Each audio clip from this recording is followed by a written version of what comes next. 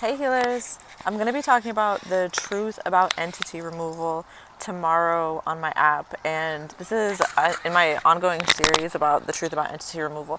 So basically, my issue with the prevalence of entity removal as how prevalent it is in the spiritual healing arts community, how much it's focused on as a modality. Don't get me wrong, I'm able to get to this point because I've already spent so much time doing entity removal. So there are very real programs and contracts and energies and curses and things that could be on you. If you know, you know. So once those things are removed, though, what then? And then also, is it really removed? What about the entities that you can't actually just remove? Like, they're not just a ghost sticking to your aura. They're like a multinational cult that you were born into. It's not that easy to remove those entities. Our nervous systems are built on those entities. So I want to widen up the conversation of how multidimensional we actually are. So that's why I'm going in depth on my app behind a wall where we can talk about things privately that we can't exactly dive into here. So, what I'm going to be sharing is going to be extremely shocking. Extremely shocking. If you've been following my work for a while, then it'll make sense and you'll definitely want to tune in. If you're interested in the field of healing from ritual abuse, cult abuse, transforming culture and transforming self after extreme experiences, if you're a person that's like moved all over, you've traveled a lot in the adult entertainment industry, there's so many different points of like points of unity. I don't know if that's the right word. There's like commonalities that many people will have experienced when you've been born into one of these cults and you're in one of these. It's basically a self-trafficking. So this is a really interesting thing that we've come across because I specialize in working with sex workers and survivors, specifically survivors of ritual sex cult abuse. So what we found is that there's programming to actually, the individuals will actually traffic themselves. So this is going to sound off to a lot of people because there's so much that goes into sex worker rights movement, and I've been a organizer in the sex worker rights movement. I testified in Louisiana to decriminalize sex work in the state of Louisiana. Like I'm not a swerve. I'm not coming at it like that. I worked in the adult entertainment industry for 13 years of my life before I became an energy healer and channeled heaven on earth Reiki and became a coach and an educator. Hi girl, hi mama, hi sunshine. So I found over and over in my work that it wasn't just a job. It was actually like a global caste. It was part of the global caste system. Certain people are born in, and there's certain common experiences that we all go through, or the majority of us go through. We're groomed into it from childhood. So because of me focusing my work on people that identified as both sex workers and survivors of sexual assault, specifically childhood sexual assault, and I would speak a lot on the mother wound, and I would speak a lot on surviving sexual abuse as a child and in the adult entertainment industry. So these common experiences bring together like a whole group of people who have way more in common too. Like typically, like if you've worked in the adult entertainment industry, it gives you a lot of freedom to travel. So you have freedom of movement, so you can go place to place. And what happens when you go place to place is you land in different coordinates. You're able to do different things in different places at different times. Everything is extremely specific in the world of magic. And so a lot of times people that are born into these cults, they're programmed from birth and even before that to do things a certain way in order to bring about a certain outcome. So we're looking at ourselves way deeper because I think in the American culture there's like a thing that's like, oh, don't, you're not that important, you're not special, don't look at yourself. But actually you are extremely special. My dog has a stick. She got a stick. Go girl. She got a stick. I gotta cheer her on. She good girl. She got a stick. Good girl, Mama. She got a big stick. Whoa. She got the stick. Go, girl. My girl got the stick. She's a good girl. I gotta tell her. This is my good girl. This is my baby girl. Having a familiar, like having a dog, will help you with all of this. A lot of stuff will stay away from you when you have a dog, which is interesting because I didn't used to feel like that way because of the cult that I was born into, the cult of Islam. Dogs are frowned upon. But actually that's because of programming, because of keeping us subservient to what's actually being worshipped, which is not God. Because a dog is actually what we would have had pre-Islam. Before it was dirty to have a dog, we would have had dogs. Before it was dirty to pray on your period, we would have had rituals on our periods. So we're having to undo a lot of programming. She got a ball. Oh my God. She got a ball. Go, girl. She got a soccer ball. Go, Sunshine. She's good at retrieving. He's trying to get it from her. Dog soccer. Nice. The only one that could actually get it from her is her friend. Because I'd never seen another dog take a ball from her. That was so funny. They're like facing off with the ball. This is so cute. I'm not going to edit this. I'm just going to go straight through. It's not that long. What's up, you guys? I'm just at the dog park right now. So I've been pushing this message out this week.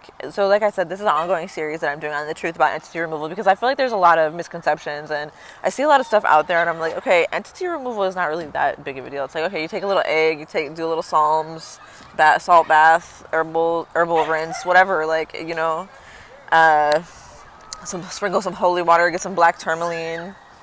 It's not that serious for most entities that you can actually remove. But when it comes to these type of entities that I'm talking about that anchor in, like if you say that you want to end generational sexual abuse in your family, you want to break the generational curse of child molestation in your family,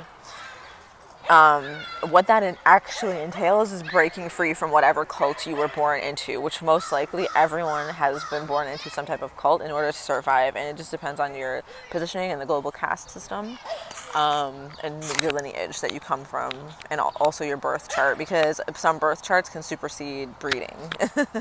But look at how people are, like, human beings are actually bred just like dogs, just like any other animal. I want to say cattle. I didn't know cattles had different lineages. That's interesting. Of course they do. So it's just like anything, but humans are bred that way too, but we're not really taught about that. And so people will be like, oh, I'm just white, haha. Or people will be like really, really adamant that they're not mixed with anything. Like they're just their ethnicity. They'll be like, no, I'm black. Like I'm not mixed. It's like offensive for people. The reason why it's so offensive for people to be like it's like people have to cling to these labels. Sometimes they don't know why, and sometimes descendants protect secrets that they don't even know that they're protecting. And sometimes you're born into families where your great-great-great-grandfather signed a contract promising the next 7 generations to a particular organization. So that means that you work for that organization. So you might think that, oh, you just got a job. You know, it's just random that you got a job at the DMV, and you know, all your like other family members, they work like they're police officers or DMV or post office or something. But it's like actually like, that's part of that contractual agreement that was like put ahead of time for people to secure generational wealth for years ahead. But sometimes you don't know what was actually exchanged. So you also, like, for example, like say that you're coming from a military family.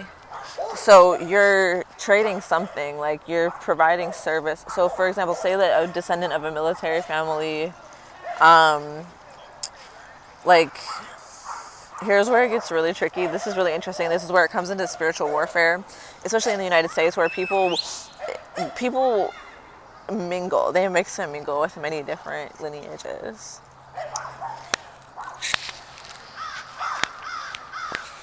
And so there are like I'm not going to go that deep into it. Okay, so there's lots of like I can't really speak freely on it because people get so sensitive. But I just encourage everybody to look a little deeper and to just like honor all your ancestry. You know, for example, Arab people don't want to admit that. Like Arab people will be like, Arab is not its own identity. We're mixed. We're mixed people. So people will be racist against other people. Like the Arab people will be racist against black people or racist against Asian people, but we're literally mixed with black and Asian, and we're mixed with European. We're there's no way to distinguish between Arab people and Italians or Spanish or French or even Latino. Like we're all so mixed for such a long time of living right next to each other. So that's why to me the idea of a DNA test is kind of, I don't understand how they're really going to get that accurate information, especially when they only have Syria as the only Middle Eastern lineage available, when there's literally like thousands of different lineages in that general region. So when we think about how old things go and how like human beings in society, that like this world has run on a lot of cult sacrifice for a long time, and a lot of our lineages come from that. So back in the day, they would have done a human sacrifice, but now they can't do it out in the open. So it occurs a different way by, you know, somebody not living past a certain age. You know, like everybody has like the firstborn. Mosquito. So it'll look a different way. Like the firstborn child for every generation is a miscarriage. Okay, so that's the version of giving the human sacrifice. So because it had to go underground, because it's a secret. Hey. So because it had to go underground and it's a secret, people still practice, they still do a lot of things, but they're unconscious of it, they don't know. And people keep secrets generations later for their ancestors who say that an ancestor flees to a different country and they can't be who they are. So they have to lie and say that they're something else, like they're a different religion or a different ethnicity or nationality or whatever. They have to blend in and pretend that they didn't come from where they came from. So then they tell the child, and they're adamant that they drill that into the child's heads, like, we're this ethnicity or we're this religion. And so then the child grows up and they're like, okay, I'm this. And they like really take it seriously. They think that that's what it is, but they're protecting something and they don't even know what they're protecting. So when you're able to like, that's why I recommend when people start working with me, you start with the Healing Mind Control Ritual, because it allows you, I have a course called Healing Mind Control. It includes the Healing Mind Control Ritual, which allows you to open up more space to discover things, because a lot of times our go-to response is like, no, it's this way. But if we're able to get past that protective part of ourselves that is like that part of ourselves that's protecting something, then we might be able to get to the truth that's underneath. And what does this have to do with entity removal? Is like, this is all part of it. So for example, like there's like a soul loss, like there's like a trauma and a split and a soul loss, and then that part of the soul, an entity attaches to it. She's with her friend. She's so happy. An entity attaches to it. Okay, so I'm going to be going deeper into this in my live stream tomorrow, so make sure you guys tune in, but I wanted to be sure to tell you about it. And I'll be explaining more about how this all relates, because it's all related to the massive global GENOCIDE that we're in the middle of right now, that's been going on for the past 5 years, and it's worldwide. And it's a spiritual war. And I train spiritual warriors. That's what I do. And it's so funny to me because with my journey with entity removal, like I talked on this channel, and one of my most viewed videos on this channel, one of my most viewed videos on this channel is me talking about how I realized that I was possessed by a demon.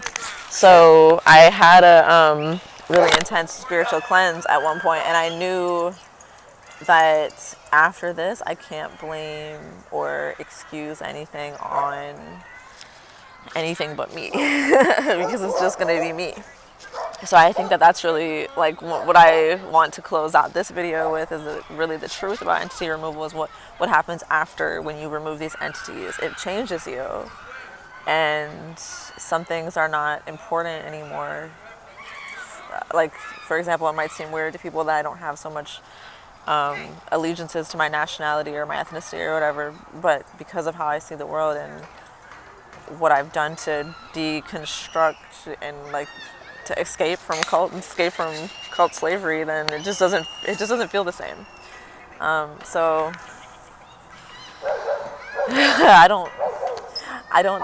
This is why I say I don't speak about being Palestinian as a matter of pride. I speak about it as a point of fact, because when I look at where we actually come from and what's actually going on right now, it really doesn't feel good at all. It doesn't feel good at all, and the spectacle that is going on is. We'll be diving deeper into what it is and why. So if you guys want to know the truth about entity removal and how it all relates to all of these things that I'm weaving together, then tune in tomorrow to my app, Heaven on Earth app, heavenonearthreiki.org. I will see you there. Make sure you like, share, subscribe. Say mashallah. Tell a friend, and stay tuned. Peace, healers. Ma salama.